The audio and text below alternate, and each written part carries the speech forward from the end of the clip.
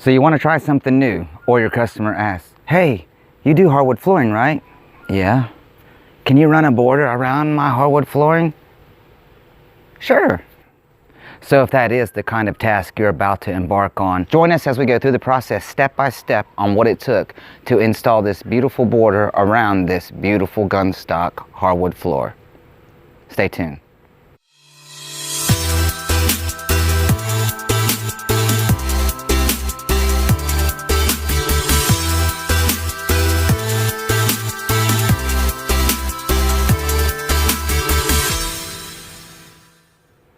Hey, welcome back to U-Floor, Flooring Tips and Tricks. I'm your host, my name is Known Hunt. Today we're going to be going over installing a border around hardwood flooring.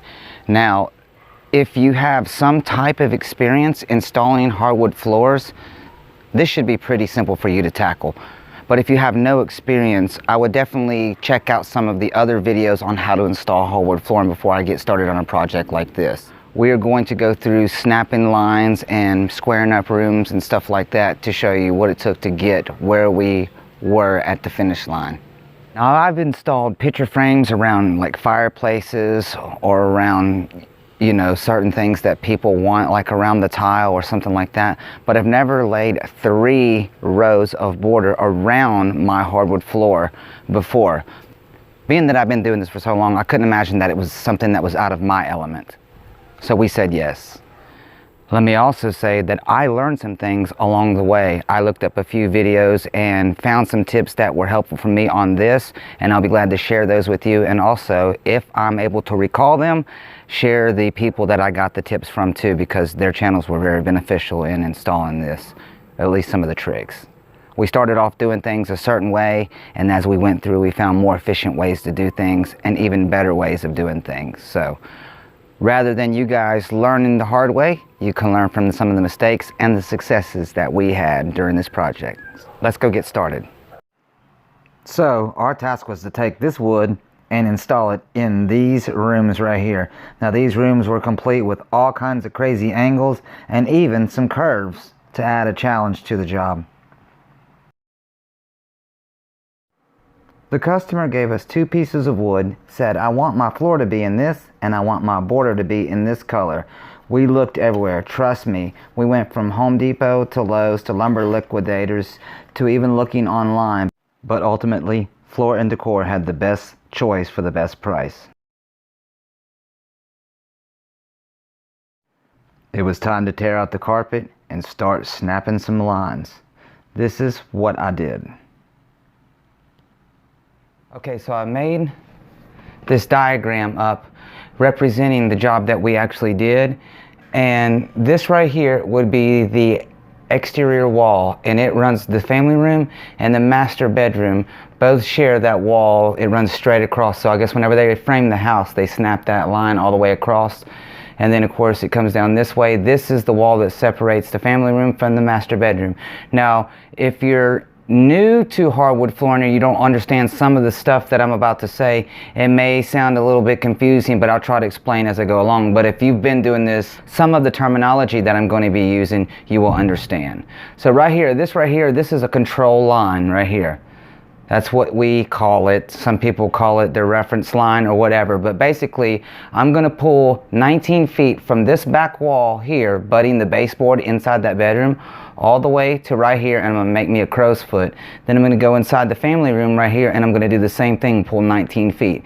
And then I will pull a string across there and snap one line so that I am positive when I go to run my flooring, this representing the flooring, that it all stays in a perfect line, so that when I come around to join these 2 rooms in the hallway and the living room together, that's all one straight line. Now, it's good to have this control line right here, but when you're setting your first board or your first row, which is right here, and I made this black line to represent the line that I'm fixing to explain.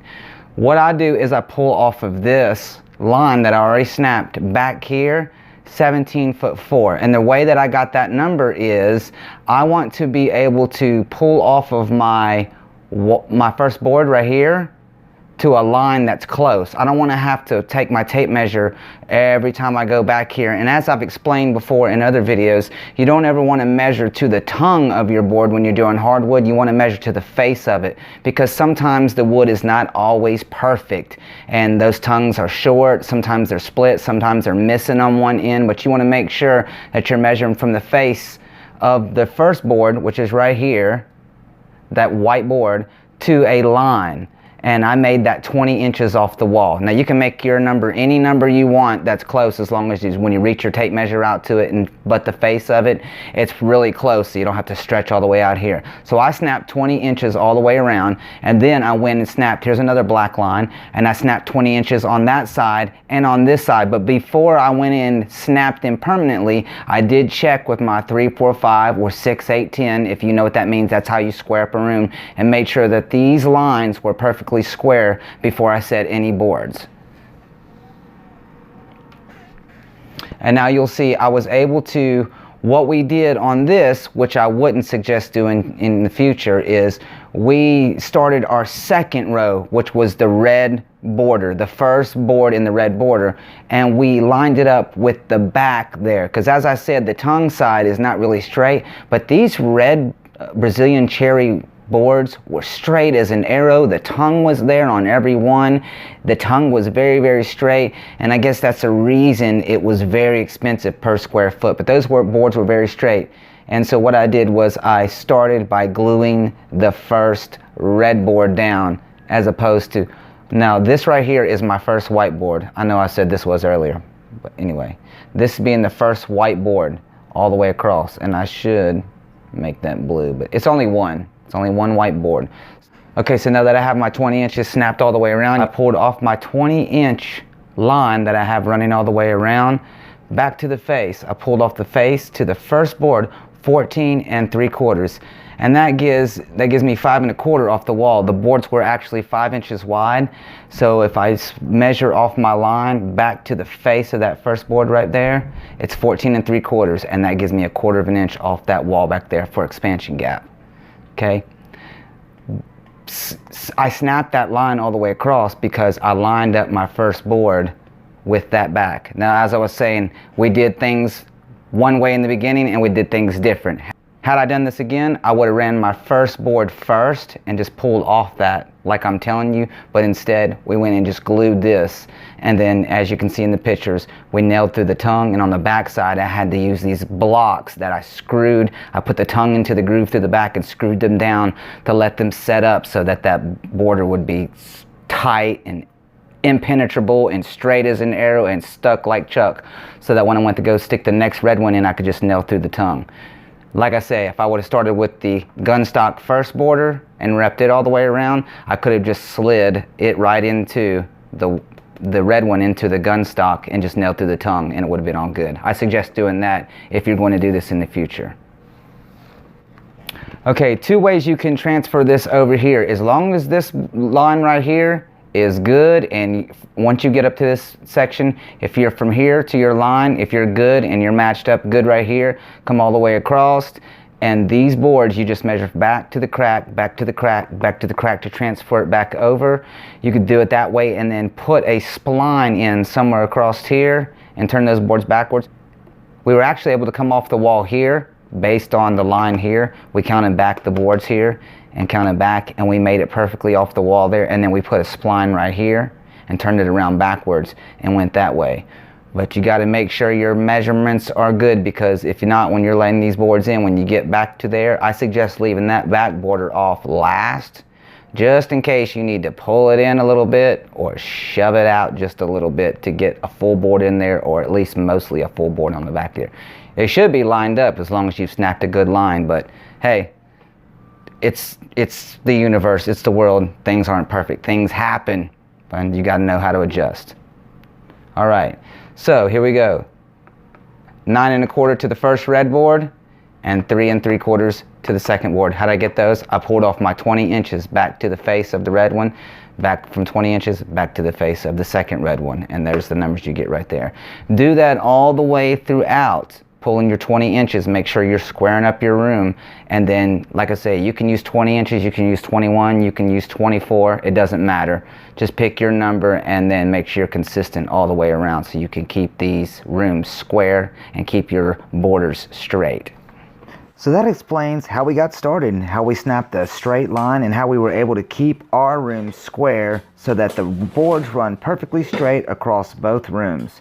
If you guys have any questions, please feel free to leave them in the comments. I'll be glad to answer them. In the meantime, you can watch some of the footage of us installing the border and the hardwood. It took us about 11 days to get this project complete, so I tried to condense it down into two 30-minute parts. That means I had to speed up the footage just a little bit so I didn't bore you out of your mind, but still make it slow enough so you could see exactly what was going on. Hope you guys enjoy. If something pops up that I think needs explaining, I'll jump on in. And now that I've stopped talking, this will be the perfect time for you to go smash that like button and also hit that subscribe button. Don't forget to hit the notification bell or you won't get notified when I put out part 2. Again, thanks for watching and enjoy.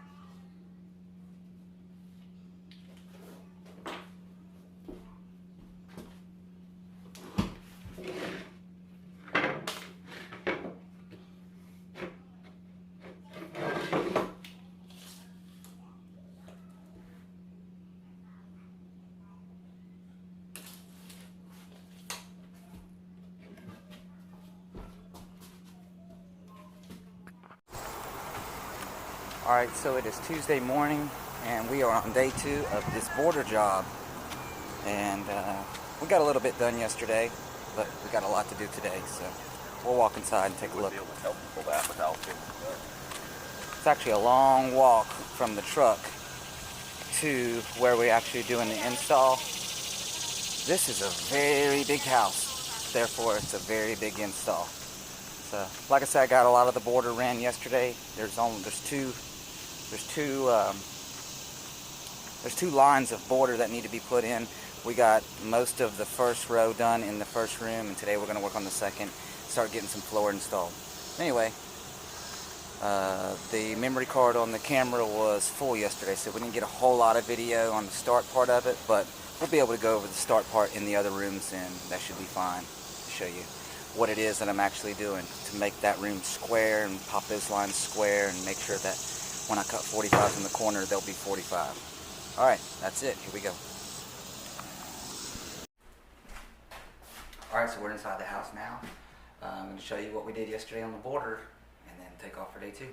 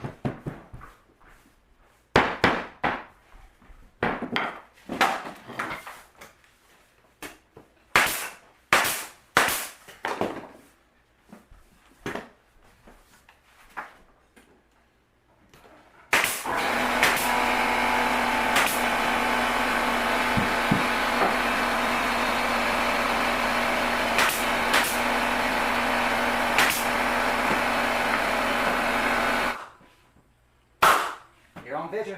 I gotta eat. I didn't have to eat for an hour and a half and I just don't fit.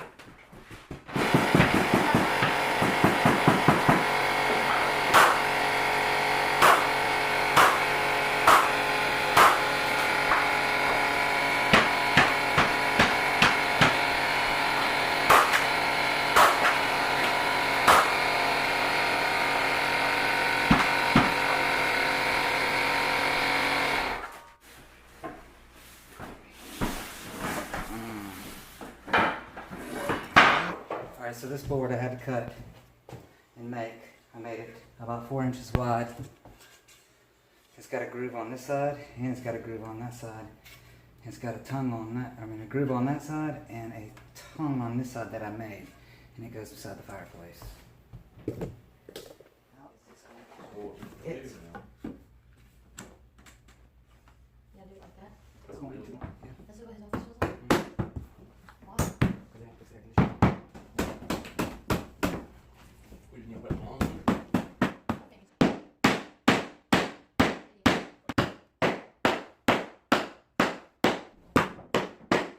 sorry, I know my hands too. I just want to see if it's good in there.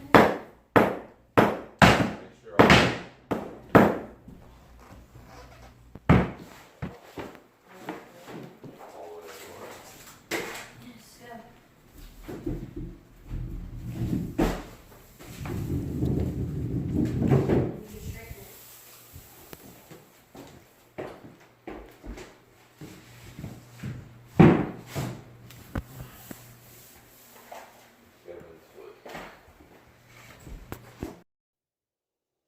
Okay, so I ran all the borders with the tongues facing in. So what that means is on one end, the groove is able to slip on the tongue, but on the right side, it's tongue facing tongue.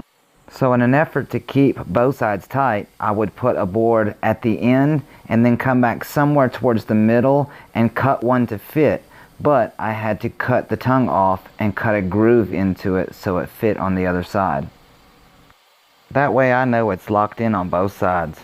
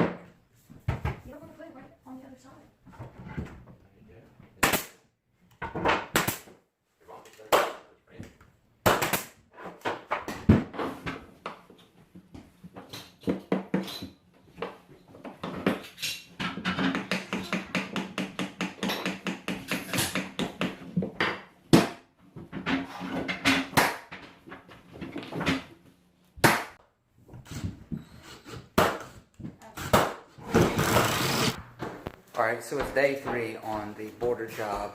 We're making a little bit of progress. As you can see, there's Kelly. It is a slow go, only because we're having to put a border around everything. And there were some things we started off doing a certain way, and then we changed the way that we do them based on the difficulty of doing it. I just find it's better to do it. I actually don't have a mic, I'm just in the field, so I don't know how this sounds or not, but this is just one small part of the video. But anyway, here we go.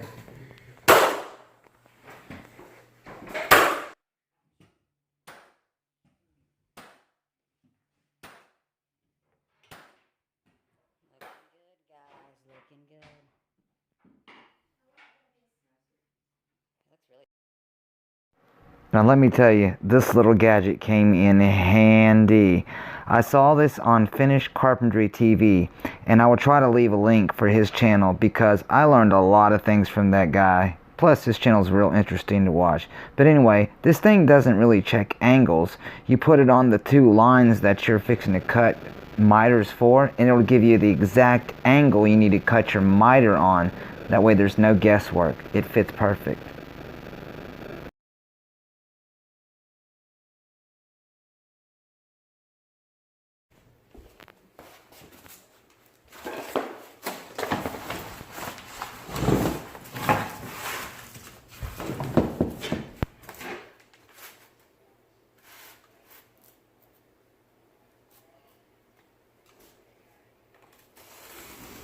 Not sure if there's a little hump or if there's a little twist or what's going on here, but these two don't want to exactly align up. So what I did was I dropped a little glue in between to hold them together, and then I'm going to use this cardboard so that I don't damage the wood underneath, and this piece of flooring somewhat as a clamp.